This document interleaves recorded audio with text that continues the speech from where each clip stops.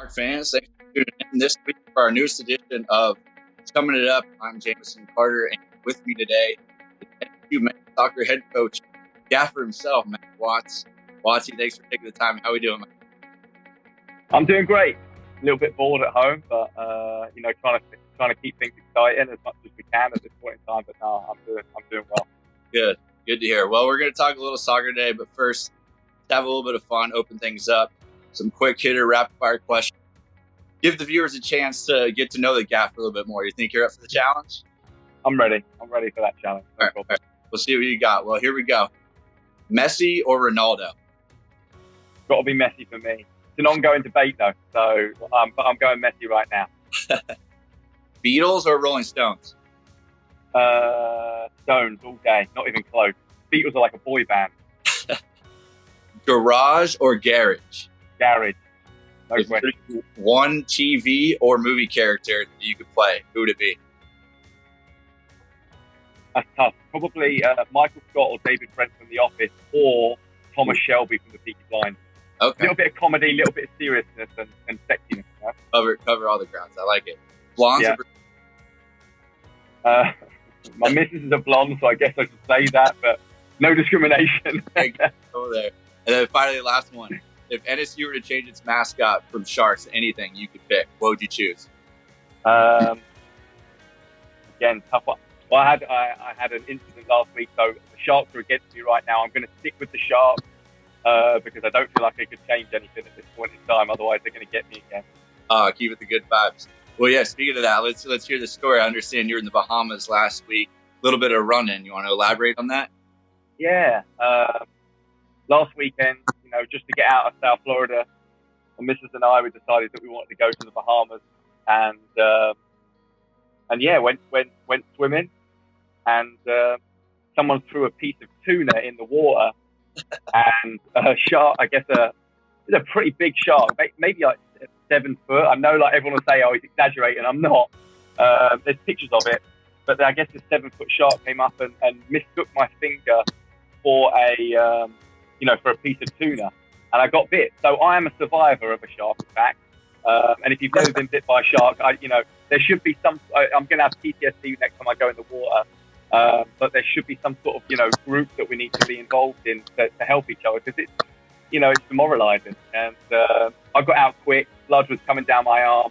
It was a very small cut, I've got to say, but he did break the skin, and those teeth are sharp. So it was interesting, but it doesn't scare me from going back in the water. But certainly I feel like that was my initiation for being a Nova Southeastern University Shark.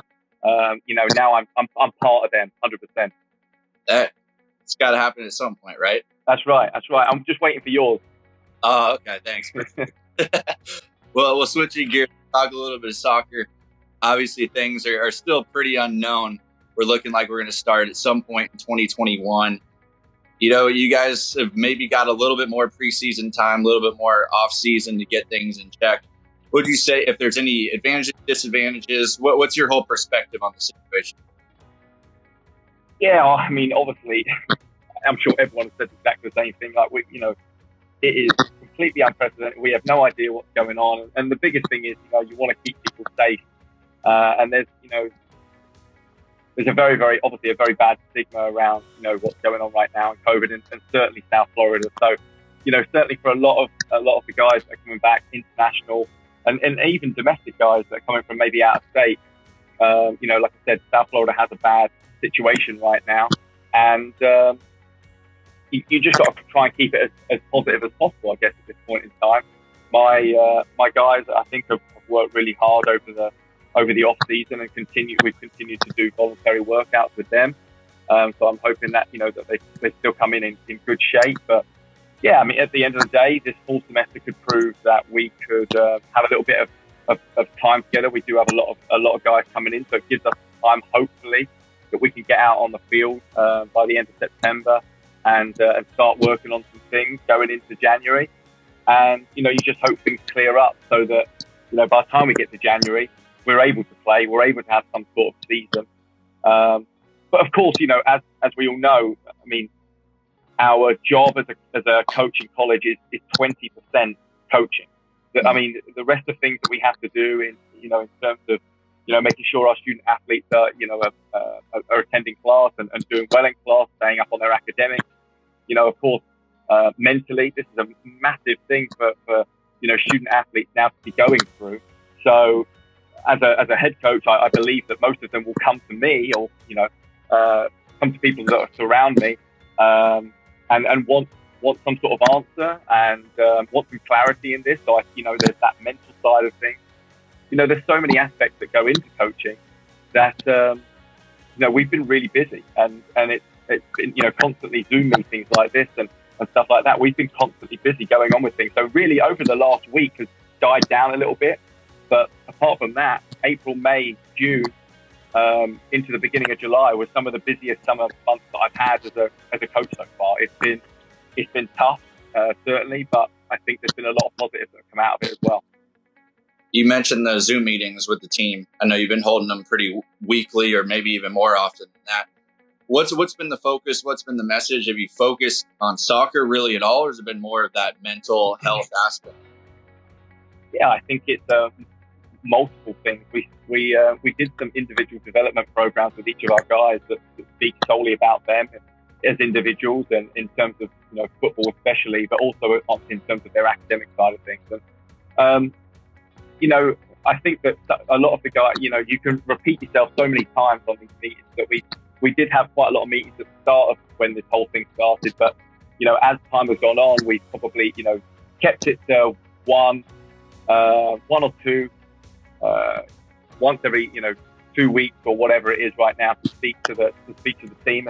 And honestly, a lot of it is voluntary. If you want to learn, want to know what's going on, but we've tried to get that information out as much as possible on the group. They're able to see it, housing, classes, all that sort of stuff. They have that information. And, I also, we run a leadership group within the team, which has, 6 or 7 guys on it right now.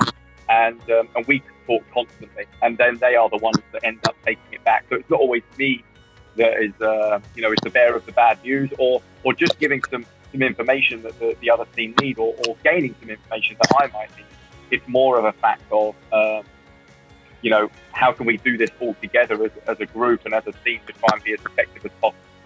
So we've been as positive as we can, but there's only so much positivity you can give in these sort of times. You need to give your guys some sort of realistic and valuable information when it comes to this. So yes, certainly the mental side of things, but, keeping mentally strong and keeping, being, mentally fit, I guess, in that regard is, it's important that you're able to get out and be physically fit as well. And that's why we encourage our guys to, to go for a walk, go for a run, have a bike ride, stay socially distant, but be outside and kind of enjoy this time to reflect, if anything else. Yes, we can't be around everyone that we love right now. We can't travel. We can't go out to restaurants and all that sort of stuff. But there are lots of other great things that we can be doing. The famous saying, the best things in life are free. And I think maybe that's a realistic goal that we've been trying to set our guys. Just get back, relax a little bit, and focus on themselves a little bit more.